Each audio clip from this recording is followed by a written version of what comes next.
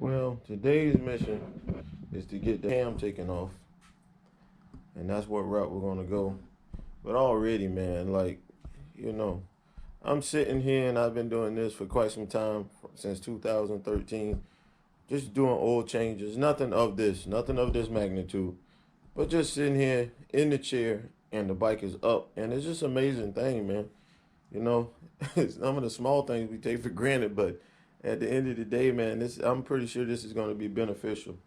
So I'm going to put you guys on time lapse. However long it takes me to do this, I'm just going to put everything on time lapse, and then I'll come back at the end and sum it up and all that good stuff.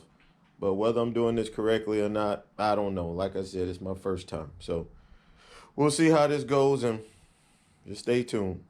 We're trying to get her back together.